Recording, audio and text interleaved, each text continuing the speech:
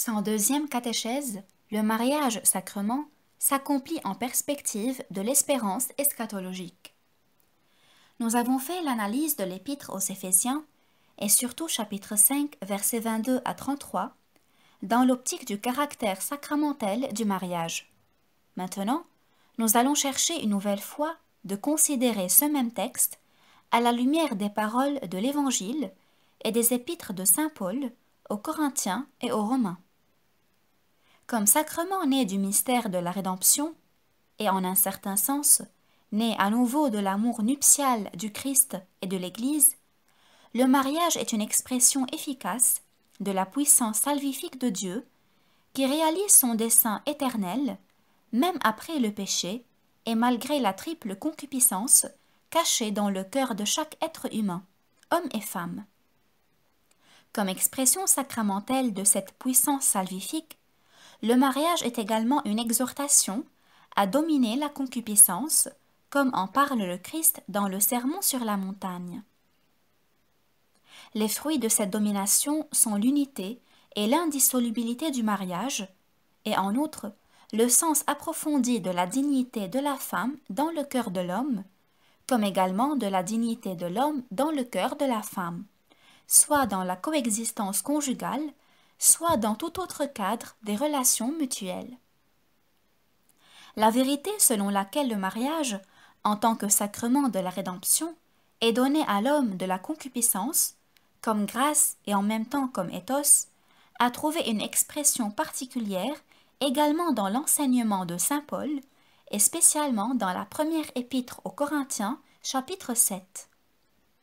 L'apôtre, confrontant le mariage avec la virginité, c'est-à-dire avec la continence pour le royaume des cieux, et se déclarant pour la supériorité de la virginité, constate également que chacun reçoit de Dieu son don particulier, l'un celui-ci, l'autre celui-là.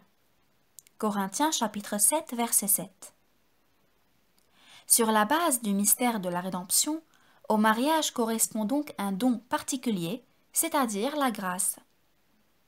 Dans le même contexte, l'apôtre, donnant des conseils à ses destinataires, recommande le mariage en raison du péril d'impudicité. Première épître aux Corinthiens, chapitre 7, verset 2. Et par la suite, il recommande aux époux que le mari s'acquitte de son devoir envers sa femme et pareillement la femme envers son mari. Et il poursuit « Mieux vaut se marier que de brûler ». Première épître aux Corinthiens, chapitre 7, verset 9. Ces énoncés pauliniens ont donné naissance à l'opinion que le mariage constitue un spécifique remède à la concupiscence. Toutefois, saint Paul, qui enseigne explicitement, comme nous avons pu le constater, qu'au mariage correspond un don particulier et que dans le mystère de la rédemption, le mariage est donné à l'homme et à la femme comme une grâce, exprime simplement dans ses paroles, à la fois suggestives et paradoxales, la pensée que le mariage est assigné aux époux comme ethos. Dans la phrase de saint Paul « Mieux vaut se marier que de brûler », le verbe brûler signifie le désordre des passions provenant de la concupiscence même de la chair. Dans l'Ancien Testament, le Siracide présente la concupiscence de manière analogue, Siracide 23, verset 17. Le mariage, par contre, signifie l'ordre éthique introduit consciemment dans ce cadre. On peut dire que le mariage est un lieu de rencontre de l'éros et de l'éthos et de leur compénétration réciproque dans le cœur de l'homme et de la femme, et de même dans toutes leurs relations mutuelles. Cette vérité que le mariage en tant que sacrement, issu du mystère de la rédemption, est donné à l'homme historique à la fois comme grâce et comme ethos, détermine en outre le caractère du mariage, celui d'être un des sacrements de l'Église. Comme sacrement de l'Église, le mariage est indissoluble par nature. Comme sacrement de l'Église, il est aussi parole de l'Esprit qui exhorte l'homme et la femme à modeler toute leur coexistence en tirant leur force du mystère de la rédemption du corps. De cette manière, ils sont appelés à la chasteté comme état de vie, selon l'Esprit qui leur est propre. Romains chapitre 8 versets 4 à 5 et Galates chapitre 5 verset 25. La rédemption du corps signifie en ce cas également cette espérance qui dans la dimension du mariage peut être définie comme espérance du quotidien, espérance du temporel. C'est sur la base d'une telle espérance que vient à être dominée la concupiscence de la chair, comme source de la tendance à un assouvissement égoïste, et que dans l'alliance sacramentelle de la masculinité et de la féminité, la chair elle-même devient le substrat spécifique d'une communion durable et indissoluble des personnes d'une manière digne des personnes. Ceux qui, comme conjoints, s'unissent selon l'éternel dessein divin, de sorte qu'en un certain sens ils deviennent une seule chair, sont également appelés à leur tour, en vertu de sacrements, à une vie selon l'esprit, qui correspondent aux dons reçus dans le sacrement. En vertu de ce don, ils sont capables, en vivant comme conjoints une vie selon l'esprit, de redécouvrir le don particulier qui leur a été donné en partage. Autant la concupiscence obscurcit l'horizon de la vision intérieure et dépouille le cœur de la limpidité des désirs et des aspirations, autant la vie selon l'esprit, c'est-à-dire la grâce du mariage, permet à l'homme et à la femme de retrouver la vraie liberté du don, unie à la conscience du sens conjugal du corps dans sa masculinité et sa féminité. La vie selon l'esprit s'exprime donc également dans l'union réciproque par laquelle les époux, devenant une seule chair, soumettent leur masculinité et féminité à la bénédiction de la procréation. Adam s'unit à Ève, sa femme, qui conçut et enfanta, et dit « J'ai acquis un homme grâce au Seigneur ». Genèse chapitre 4, verset 1.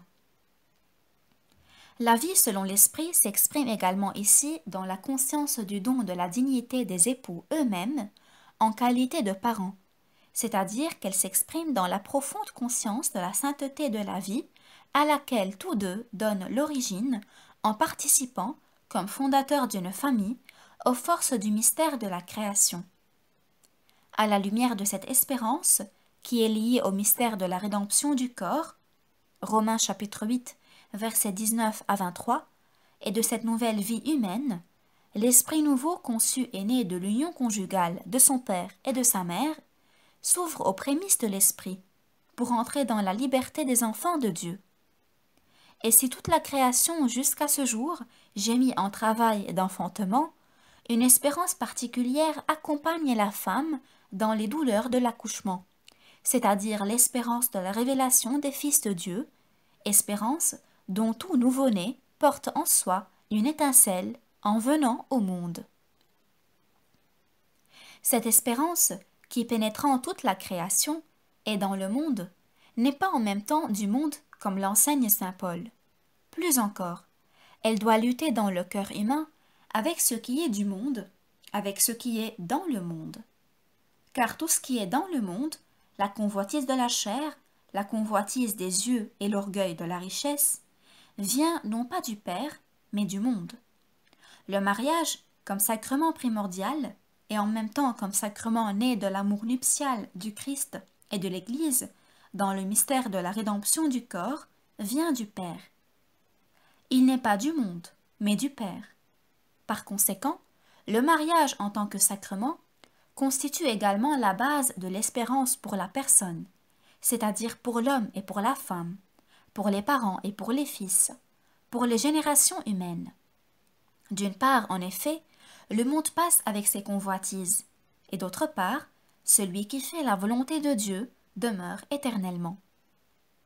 Au mariage en tant que sacrement est unie l'origine de l'homme dans le monde, et dans le mariage également est inscrit son avenir, non seulement dans sa dimension historique, mais également dans sa dimension eschatologique. C'est à cela que se réfèrent les paroles du Christ faisant appel à la résurrection des corps, paroles rapportées par les trois synoptiques, Matthieu chapitre 22, versets 23 à 32, Marc 12, versets 18 à 27, et Luc chapitre 20, versets 34 à 39. À la résurrection, en effet, on ne prend ni femme ni mari, mais on est comme des anges dans le ciel. C'est ce que dit Matthieu, et de manière semblable, Marc. Et voici ce que dit Luc. Les enfants de ce monde prennent femme ou mari, mais ceux qui auront été jugés dignes d'avoir part à l'autre monde et à la résurrection d'entre les morts ne prennent ni femme ni mari. Aussi bien ne peuvent-ils plus mourir, car ils sont pareils aux anges, et ils sont fils de Dieu, étant fils de la résurrection. Luc chapitre 20, versets 34 à 36. Ces textes ont été soumis précédemment à une analyse détaillée. Le Christ affirme que le mariage, sacrement de l'origine de l'homme dans le monde visible temporaire, n'appartient pas à la réalité eschatologique du monde futur.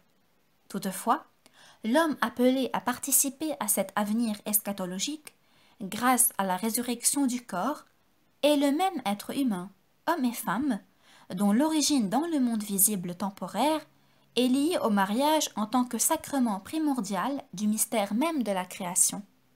Et mieux, tout homme appelé à participer à la réalité de la future résurrection porte cette vocation dans le monde. Le mariage en tant que sacrement sert immuablement pour que l'être humain, homme et femme, fasse la volonté du Père. Celui qui fait la volonté de Dieu demeure éternellement. En ce sens, le mariage contient également, en tant que sacrement, le germe de l'avenir eschatologique de l'homme, c'est-à-dire la perspective de la rédemption du corps dans la dimension de l'espérance eschatologique à laquelle correspondent les paroles du Christ concernant la résurrection. À la résurrection, on ne prend ni femme ni mari. Matthieu chapitre 22, verset 30.